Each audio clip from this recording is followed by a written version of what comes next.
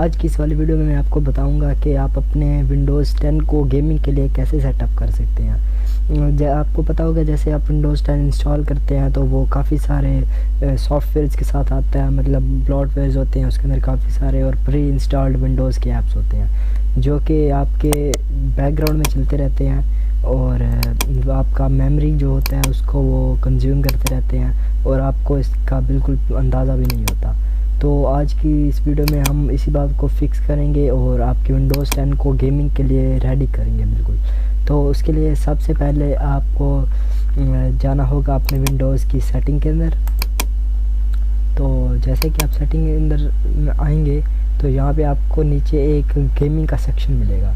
तो सबसे पहले आपने इस गेमिंग के सेक्शन के अंदर चले जाना है। इसके अंदर आने के बाद आपको गेम मोड मिलेगा। जैसे आप इसमें आएंगे ये यहाँ पहले से डिसेबल होगा इस तरह, तो आप इसको इनेबल कर दें। तो जैसे कि आप इसको इनेबल करेंगे तो आपका जो पीसी होगा वो गेमिंग के लिए मैक्सिमम ऑप्टिमाइजेशन आपको प्रोवाइड कर देगा। अगर आप स्पेसिफ़िक किसी गेम की सेटिंग करना चाहते हैं, यानी कि आप चाहते हैं कि एक स्पेसिफ़िक गेम हाई स्पीड पे चले, तो उसके लिए आपको ग्राफिक सेटिंग में जाना होगा और यहाँ से आपको माइक्रोसॉफ्ट स्टोर ऐप को भी आप, जैसे कि माइनक्राफ्ट बेडरॉक एडिशन होगी उसको भी सिलेक्ट कर सकते हैं, या फिर .exe फाइल उसको भी आप सिलेक्ट कर सकते हैं। ये करने के बाद आपको ब्राउज़ के ऊपर क्लिक करना है और यहाँ पे भी आपकी गेम होगी, आपने वहाँ पे जाके उसको सिलेक्ट कर देना है और हाई परफॉर्मेंस कर देना है। फ़िलहाल मेरे पास कोई गेम नहीं है, जैसे कि मेरी यहाँ पे खड़ी है गेम, तो मैं अगर यहाँ पे आपको आके दिखा देता हूँ यूरो ट्रक 2। इसको मैं ऐड करता हूँ जैसे ही, तो यहाँ पे मेरे पास ऑप्शन आ जाता है एक ऑप्शन का। इसके ऊपर मैं क्लिक करता हूँ तो मुझे यहाँ पे एक हाई परफॉर्मेंस मिल जाता है टैब। इसके ऊपर मैं क्लिक करके इसको सेव कर दूँगा।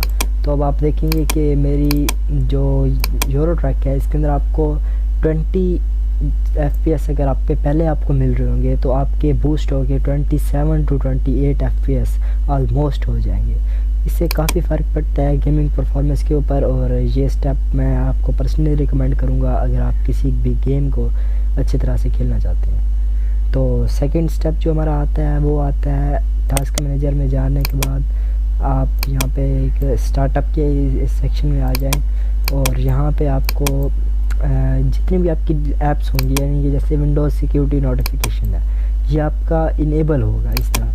तो मैंने इसको ख़ुद डिसेबल किया हुआ है, तो आप इसके ऊपर क्लिक करके इसे डिसेबल कर दें। इसी तरह आपकी तकरीबन 5 to 6 एप्लीकेशंस होंगी जो स्टार्टअप के ऊपर इनेबल्ड होंगी, उनको आप डिसेबल कर दें। इससे सिंपली ये होगा कि जैसे ही आप विंडोज़ ऑन करेंगे तो जो एप्लीकेशन ऑटोमेटिकली स्टार्ट हो जाती थी आपके कंप्यूटर के साथ, वो स्टार्ट नहीं होंगी। तो जैसे कि आप देख सकते हैं अब यहाँ पे 28 सर्विसेज हैं ऑलमोस्ट चल रही हैं।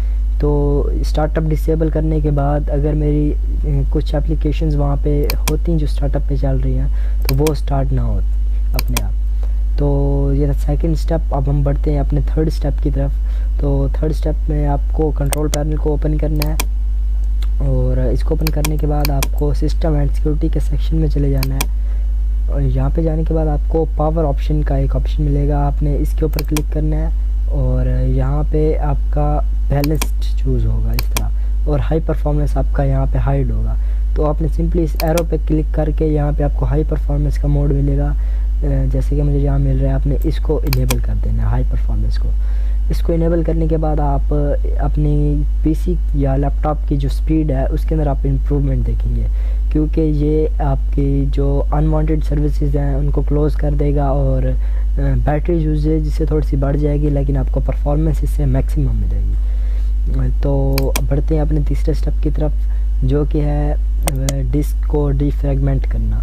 तो उसके लिए आपको माई पीसी को ओपन करना होगा और उसके बाद जैसे लोकल डिस्क वगैरह यहाँ पे नज़र आ रही हैं आपको, इसके ऊपर आपने राइट क्लिक करना है और राइट क्लिक करने के बाद आपने प्रॉपर्टीज़ में चले जाना है। जैसे ही आप प्रॉपर्टीज़ में जाएंगे तो यहाँ पे आपको एक ऑप्शन टैब मिलेगा टूल्स का, तो आपने यहाँ टूल्स पे क्लिक करना है और यहाँ पे एरर्स वगैरह चेक कर लेने हैं अपने ड्राइव के अंदर। जैसे यहाँ पे स्कैन ड्राइव आ रहा है तो मैं इसको स्कैन कर लेता हूँ। ये अक्सर ड्राइव जो होती हैं उनके अंदर कभी कोई जैसे बैड सेक्टर क्रिएट हो जाता है, तो वो ये डिस्क स्कैनिंग के वक्त ये बैड सेक्टर जो होंगे वो ऑटोमेटिकली डिलीट हो जाएंगे। तो यहाँ पे आप इसे थोड़ा स्कैन कर लीजिएगा, ये आपका थोड़ा ही टाइम लेगा, ऑलमोस्ट ये 1 मिनट से 2 मिनट लेगा, इससे ज़्यादा टाइम आपका नहीं लेगा। तो मैं पहले से इसको स्कैन कर चुका हूँ, तो मैं इसे कैंसिल कर देता हूँ। और जो मेन स्टेप है उसके अंदर आपने यहाँ ऑप्टिमाइज़ पे क्लिक करना है। ध्यान रहे ये आपने यहाँ पे सब ड्राइव्स को सेलेक्ट करके ऑप्टिमाइज़ करना है, सिर्फ सी ड्राइव को नहीं करना, क्योंकि ये अभी मैंने न्यू विंडोज़ इंस्टॉल किया है, तो ये 0% फ्रेगमेंटेड है। आपके केस में ये 0 से लेके 50 to 60% तक फ्रेगमेंट हो सकती है। तो आपने सबको सिलेक्ट करके ऑप्टिमाइज़ पे क्लिक करना है, जैसे कि मैं कर रहा हूँ। ये सबको सिलेक्ट कर दिया और यहाँ पे ऑप्टिमाइज़ के ऊपर क्लिक कर दिया। तो ये देखिए मेरे फिर से 0% आपकी यहाँ पे फ्रेगमेंट हो जाएगी, क्योंकि आपकी डीप फ्रेगमेंटेशन का प्रोसेस स्टार्ट होगा जैसे ये हो रहा है। और आपकी ड्राइव की स्पीड ह्यूजली इंक्रीज़ हो जाएगी, जिससे आपकी कॉपी और पेस्ट की स्पीड भी ठीक ठाक बढ़ जाएगी। तो ये स्टेप कंप्लीट करने के बाद हम बढ़ते हैं अपने चौथे स्टेप के पास। तो चौथा स्टेप है आपने अपने कीबोर्ड के ऊपर Windows+R की को दबाना है, और Windows+R को दबाने के बाद आपने यहाँ पे टाइप करना है services.msc।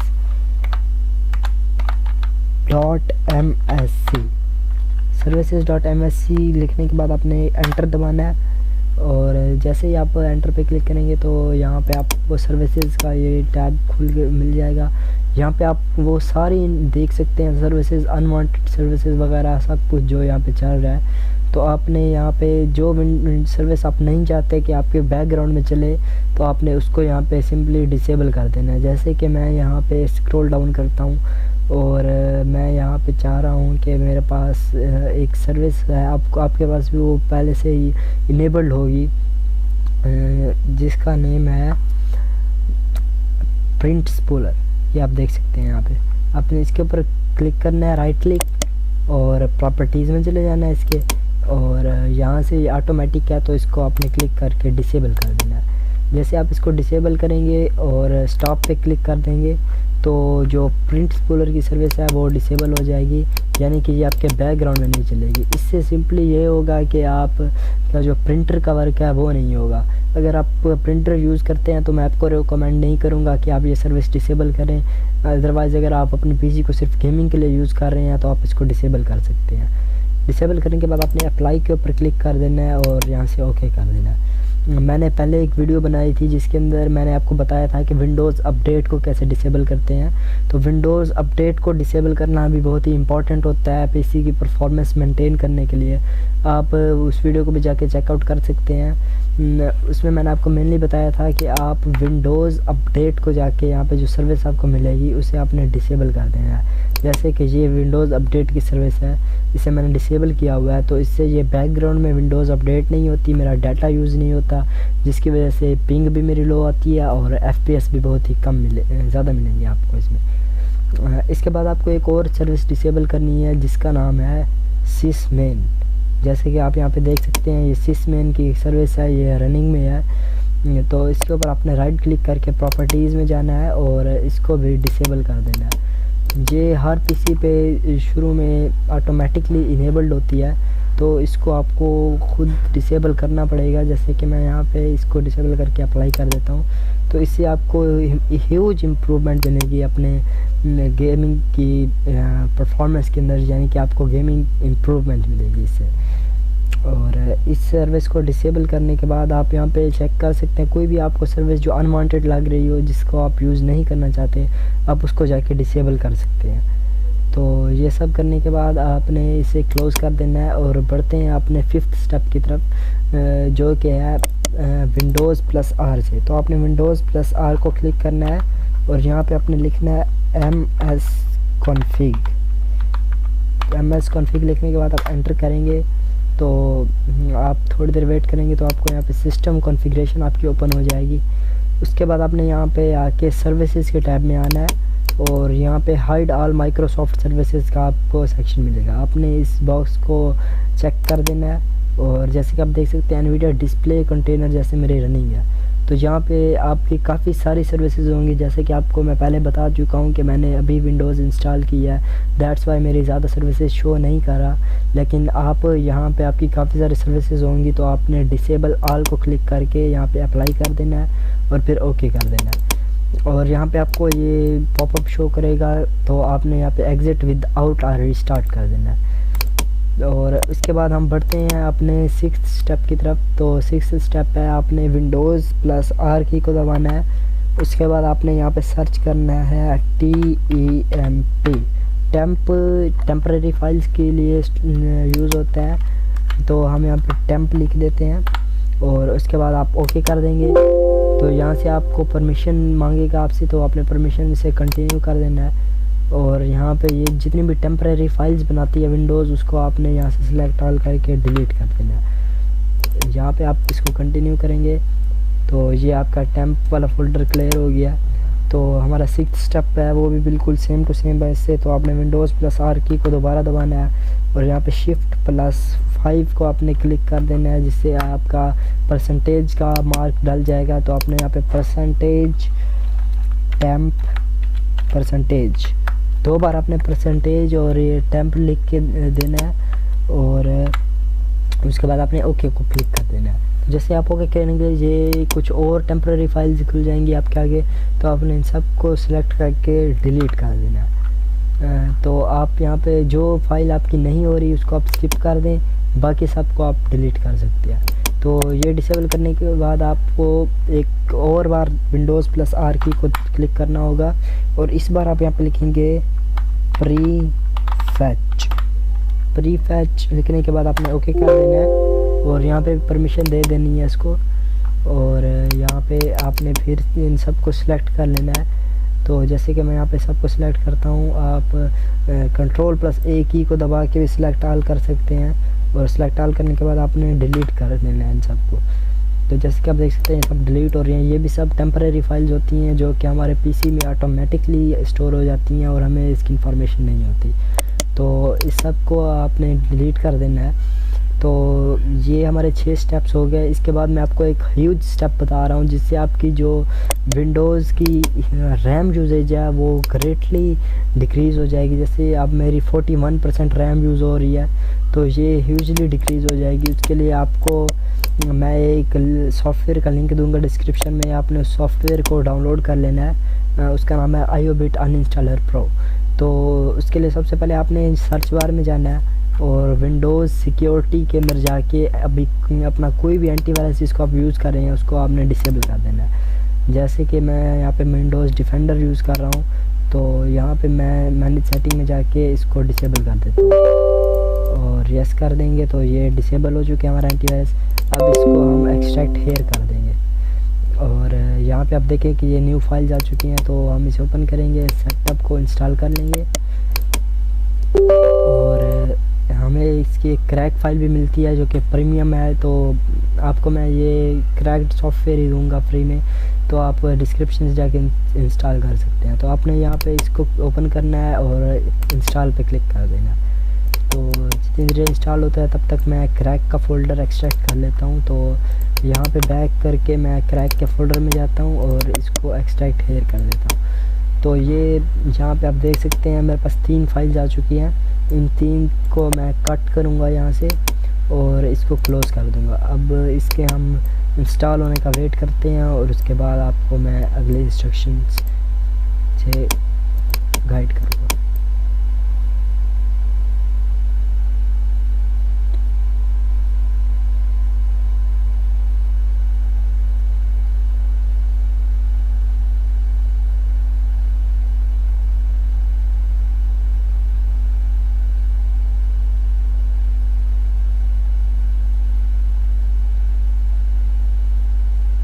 जैसे कि आप देख सकते हैं कि ये सॉफ्टवेयर इंस्टॉल हो गया है। तो उसके बाद आपने यहाँ पे इसको क्लोज़ कर देना है और यहाँ से भी क्लोज़ कर दें तो ये ऑटोमेटिकली स्टार्ट हो जाएगा। तो आपने इसको सबसे पहले क्लोज़ करना है। यहाँ से आपके सिस्टम ट्रे पे अगर ये चल रहा हुआ तो यहाँ से आपने इसको क्लोज़ करना है। उसके बाद आपने टास्क मैनेजर में जाना है। जैसे आप टास्क मैनेजर में जाएंगे तो आपको यहाँ पे इसकी कुछ सर्विसेज होंगी वो ऑलरेडी रनिंग होंगी। जैसे कि आप यहाँ पे स्क्रॉल करते हैं तो ये आपको IO बिट स्कैनर मिलता है, इसको आपने एंड टास्क कर देना है। साथ IO बिट अनइंस्टॉलर सर्विस को भी एंड टास्क कर देना है। तो इनको एंड करने के बाद यहाँ पे आपको एक और मिलेगी सर्विस अनइंस्टॉलर मॉनिटर, इसको भी आपने एंड कर देना है। यानी आपको ध्यान रखना है कि बैकग्राउंड में IO बिट अनइंस्टॉलर रनिंग ना हो। तो इसके बाद आपने IO बिट अनइंस्टॉलर के ऊपर राइट क्लिक करना है और उसकी ओपन फाइल लोकेशन पे क्लिक कर देना है। जैसे आप यहाँ पे आएंगे आपको यहाँ पे वो जो फाइल आपने कट की है उनको पेस्ट कर देना है और रिप्लेस कर देना है। यहाँ पे आपसे परमिशन मांगेगा तो आपने यहाँ से कंटिन्यू कर देना है परमिशंस दे के। और इसके बाद आप जैसे ही सॉफ्टवेयर को ओपन करेंगे, जैसे कि मैं आपको करके दिखा देता हूँ, तो आप देखें ये प्रो हो चुका है, यानी प्रीमियम वर्जन इसका आप चल रहा है इस टाइम। तो उसके बाद आपने सबसे पहले जो है आपने यहाँ पे जाना है विंडोज़ ऐप्स के अंदर। विंडोज़ ऐप्स में जाने के बाद आपको यहाँ पे काफ़ी सारी अनवांटेड एप्लीकेशंस मिलेंगी। मैंने पहले से डिलीट कर दी हैं, लेकिन आपको मिलेंगी जो आप डिलीट करना चाहते हैं विंडोज़ की सर्विसेज, उसको आप डिलीट कर सकते हैं। ये कुछ सर्विसेज मेरे पास हैं जो कि मैंने डिलीट नहीं की, तो मैं उनको डिलीट कर देता हूँ। जैसे कि कैमरा मेरे यूज़ में नहीं आने वाला। सबसे इम्पोर्टेंट जो है कोर्टाना, इसको सिलेक्ट करके आपने अनइंस्टॉल करना है। उसके बाद आप स्क्रॉल डाउन करें, जैसे मेल मैं यूज़ नहीं करता, ना ही मैप्स, ना ही माइक्रोसॉफ्ट पे, और काफ़ी सारी ऐसी हैं सर्विसेज जिनको मैं यूज़ नहीं करता। तो मैं यहाँ से सिंपली इनको सिलेक्ट करके अनइंस्टॉल कर लेता हूँ। और ये अनइंस्टॉल का पॉपअप आएगा तो आपने यहाँ से अनइंस्टॉल के ऊपर क्लिक कर देना है और ऑटोमेटिकली रिमूव रजिस्ट्रियल फाइल्स के चेक करके आपने अनइंस्टॉल को क्लिक कर देना है। तो वेट करते हैं इसके अनइंस्टॉल होने का और उसके बाद मैं आपको नेक्स्ट स्टेप से इन्फॉर्म करूँगा।